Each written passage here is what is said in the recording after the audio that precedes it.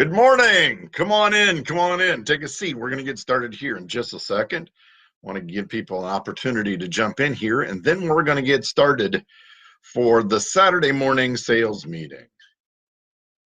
And let's get going. We'll start right there. Good morning. Good morning. Good morning. Hi, I am Brad Smith. I am your original car smith, and this is the Saturday morning sales meeting. We're going to get started today. We were talking last week about the trust gap and bridging the trust gap with the customer. You see, trust has never been at such an all-time low. There is huge chasm between what we're trying to explain to the customer and the customer accepting and believing what we as car dealers are trying to tell the customer. You see, I've had the advantage of being on the retail side for over 30 years. I've seen the evolution of what's happened. And while we work our hardest to try to become model citizens and good members of the community and all the good reasons why somebody should be trusting in us, we still have issues trying to bridge that trust gap. Now, why is it there? Well, because for us, a big part of the reason customers come in feeling uncomfortable. You see, even though they may go to the doctor or they may go to the dentist, also places they dread going to, they're going there maybe on a semi-annual or an annual basis. But when they're talking about going in to buy a car, and I'm not just talking about going in and getting a car serviced and that kind of stuff. That happens with a lot more regularity. But when we're talking about buying a vehicle for the customer, it happens maybe every 3 to 4 years if there are multiple cars within the family. You see, the average car today has been on the road for over 10 years. Financing now is very quickly approaching 72 and 84 months. So in many cases, customers are financing those cars. They're keeping the cars longer and longer and longer. When I first got started, and remember, this was over 30 years ago, pushing 40 years ago, when I got started in the car business, in a lot of cases, cars lasted 60,000 miles. And if they hit 100,000 miles, they were worn out. Customers were keeping the car only about 3 years or so, and they were trading them off. Now, cars were a lot less expensive, and we had a lot closer relationship with our customers. Customer service was at an all-time high. But today, a lot of that's gone. Today, a lot of that has been absolutely obliterated. And at the same time, we have that trust issue when we go in and rate what industries we trust. Car dealers are at an all-time low. If you think about what's been going on in Washington and realize all of the lies we continue to hear, and in a lot of cases, just watching some of the ongoings in the U.S. Capitol, it just almost makes us sick. Well, if that makes you sick, think for a second that as an industry that can be trusted, you rank lower than U.S. senators and congressmen. You rank lower with the customer that can be trusted than a U.S. senator or a congressman. Now, why is it? Now, I talked last week about how much the sales process has changed. 10 years ago, a little over 10 years ago, we used to be able to walk into a dealership. Actually, it's about 20 years ago. We used to be able to walk into a car dealership, right? And a customer moved from step one all the way to the end of the sales process, right? But everybody started at step one. You see, as car dealers, you were the source of information. You were the place they collected all the information about cars. They came in and maybe got literature, and sure, maybe they could go to the magazine rack at where they buy books or where they buy magazines, or maybe even at the grocery store. But outside of Car and Driver, Road and Track, Consumer Reports, Automobile, there really wasn't a whole lot out there. Today, the internet has totally changed it. We are in the information age. And if you, as a car dealer, think you can still control a customer because you think you have control of the information, then it's time to wake up and smell the roses, because this is an absolute rosy situation if you really take the time to think about it. But the more you still take time to think about the way you've been doing it, and the fact that you've been trying to hang on desperately to the way things have been since you started in the car business decades ago, then it doesn't smell like roses, it smells like something else. Because in some cases, what we're really trying to do is we're controlling the customer now to fit that narrow, we want to get them through that eye of a needle the way we think they need to be controlled. Guys, if you've tried to control your wife, understand it doesn't work. Women, if you tried to control your husband, it doesn't work, does it? It doesn't work when you try and control your customer either. You will lose 100% of the time. Cut it out. Quit it. Stop it. Some customers come in at step one. Yes, and if you were watching last week's episode, I'll explain this a little bit more.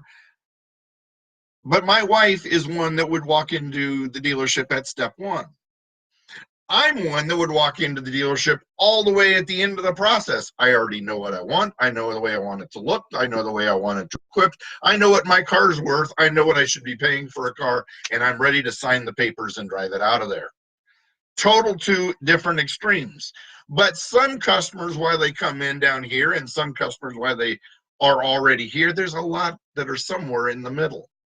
And if we keep trying to deal with customers somewhere else in the process than where they are, then we need to understand we are creating that trust gap because we're trying to control them through that process. Now, how do you know when you are not in alignment with the customer? Well, the customer has two ways to control you as a salesperson. One is with their time, and one is with their money. You ever notice how many customers walk on your lot and try to tell you they're on their way to the doctor, they're on the way to the hospital, they're on the way to the movies, they're heading out to dinner, whatever, right? My friends, they aren't going anywhere. They're trying to control you by telling you my time is limited. That's one of their tools. The other one is, I just want to get a number. I just want to get a price. I just want to get, right? When they start trying to control you, what they're telling you is you are not in the same place they are. You are not in the same location as what they are in that sales process, and you need to get those lined back up. So I spent a lot of time on it last week, and if you haven't seen last week's video, go back and watch it. I'm going to take it from here. So if you really truly want to become a carsmith, you want to be the place to go for everybody to buy a car, this is where you need to start. You need to start asking your customer up front, right after that meet and greet, right? You need to start asking your customer. A lot of my customers come in now in several different stages of the process. A lot of shopping they've already done online. I'd like to help save you a lot of time, money, and effort. Tell me a little bit about where you are in that process, what research you've already done, what steps you've already taken place, and the way I can best serve you today. I think that'll help us save a lot of time and effort. Don't you agree? Wouldn't that help bridge that gap by helping meet them a lot where they are? So there's things we still need to do to get out of old habits and start meeting the customer where we're at. We need to start getting words and phrases out of our vocabulary. Here's one, for instance. If we need to stop asking customers, stop asking customers, stop it asking customers if all of the people that are going to be involved in the car buying process are here, right? Does it matter? Does it matter? Let me tell you something. If they're on the internet at home, they can get the same information they're getting from you on the internet at home, and you have absolutely no idea how many people are there watching or looking at it online, do you? But if you start trying to control them in the dealership, you will lose them. You will tell them, you are not important to me until, And if they aren't important to you, you've lost them. Here's a key one to understand and remember. People will not accept what it is that you have to say until they know you care.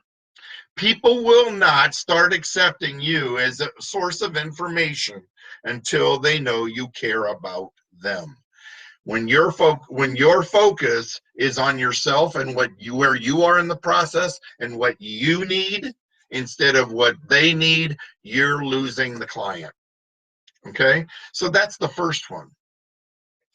Now, maybe it's still a good idea. Is the car for you or somebody else? Because we need to understand who's going to be the primary driver. We need to understand who this is for because we need to understand how the car is best being utilized so we can help guide them through that process. Now, maybe they know what they want, and that's fine. That's great. But sometimes customers would still like, even customers who think what they know what they want, 30 to 40% of the time, they're going to choose something else. Simply by backing up and stepping back, not trying to control your customer, but offering them an alternative. Mr. Customer, Mr. and Ms. Customer, I know you absolutely know what it is you want, but in some cases I might know of something similar because I'm here every day. I know my inventory. I may know of something similar that could very well fit, that might be a little bit better equipped for the same money that you're talking about for this one, or maybe something that might be a better buy, something that you can get a little bit better price on. If I can offer those to you, would that be of use to you? You see, customers are still today, they're now conditioned by whom? Not by other car dealers, not by the information they see on the automotive internet, but they are conditioned now by on the internet. They're conditioned by Amazon. You never go to Amazon to go select a product without them saying, people who've considered this also will look at this, right? Or people who have purchased this also consider buying this as well. You see that all the time. Sometimes offering them a good, better, best option will either help cement them in their decision, or they'll move through the process in something that you're offering, but you don't know without asking. Here's the next one. Let's say you're going for a drive, right? Let's say that you're out there demoing the vehicle. When they get back to the dealership, they may or may not know where you want to park the car.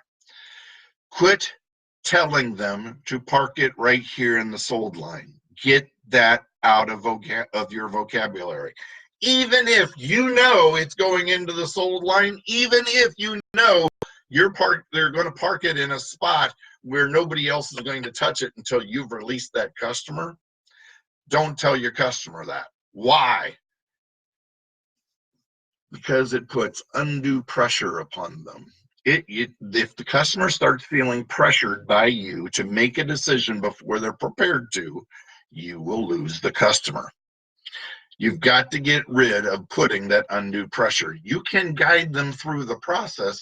You can help them make intelligent decisions. They're there asking and talking to you because they do want guidance. But if they start feeling controlled, you will lose them. Okay? The next one, get this out of your vocabulary. If we can if we can get to all the right numbers, if we can meet all your terms and conditions, is this the car you want to buy today? Get rid of anything that has the word today in it. Get rid of it. It's, again, putting undue pressure on them. But let's also face this, my friends. If the customer has done lots of information shopping on the internet, they know the value of the car, they know what your car is being sold for, they know what interest rates are, what terms are, they know what they can afford to pay, and you start talking about terms and conditions, you're telling them your pricing is still negotiable. Is it? It depends on where they are in the process. If they've done all that research, you're already at the bottom line. You've got nowhere to go. Quit putting it in the customer's mind that your price is negotiable. Now, maybe in some cases it was to some customers, but you may be at a position with this customer, you're already there. But if you tell them that, they may think you're negotiable. But if you didn't ask the right questions, you don't know they're already at a number where you've got nowhere to go. And then when you can't move, what do they think? That you're still hiding something, that you're still keeping something behind, that there's still more money there on the table. We've got to get rid of that trust gap. If we quit telling, how about customers that walked on the lot and customers that said to us, I don't really have a whole lot of time today. I'm just wanting to get numbers on this from my spouse, my husband. You know what, Mr. Customer, that's fine. That takes a lot of pressure off of me. If I can help you find the right vehicle today, get you the numbers you want on one or more vehicles so that you are fully informed when we're done today, would that be helpful? Now, who's not going to say yes to that, right? Are we going to try to close it today? Yes. Well, if they've got all of the information, they got all the price, they've got all the terms, and it's agreeable to them, are they probably going to make a decision that's in your favor and drive away in the car today? Yes. Are they going to do that even if they had no intention of buying a car today? Probably so. If it's the right car, if they found the car they like, if all the numbers are correct, are they going to drive home in your car? Yes. But if you start putting pressure on them today, you're going to drive them away and it won't be the right day. Start being a car smith. Start being the concierge to serve your customers' wants, desires, and needs. You're going to find that the more you serve your customers, the more customers are going to do business with you. That's today's environment. That's where customers are going to buy. Where you start bridging the trust gap, that's when customers will be doing business with you. For my car dealer friends that are going to the National Automobile Dealers Convention in 2 weeks, it's 2 weeks from this weekend in Las Vegas, my friends, check out the new products. Today, there's more and more coming on the internet that will help both the customer and you bridge that gap. Thank you for being here today. Thank you for being here every single week, and thank you for continuing to share this out. I'm Brad Smith. I'm the original Car Smith, and this has been your Saturday morning sales meeting. Have an awesome weekend, my friends. Bye now.